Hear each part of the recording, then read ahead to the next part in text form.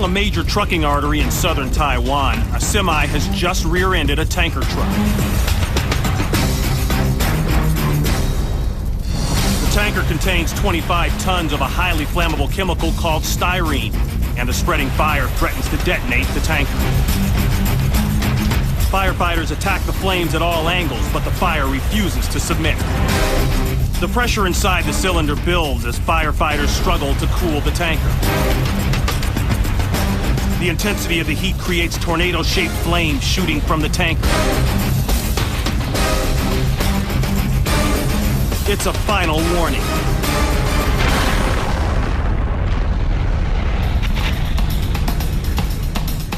Firefighters retreat as burning shrapnel pelts them from above.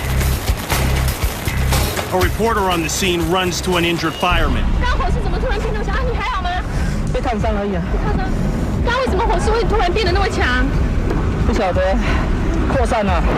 Further analysis reveals the flames surrounding the styrene-filled tank heated the chemical beyond its combustion point of 914 degrees. This spontaneous ignition erupts more than 250 feet into the air. The blast instantly vaporized all 25 tons of the chemical inside the tanker. With no fuel to burn, the fire dissipates.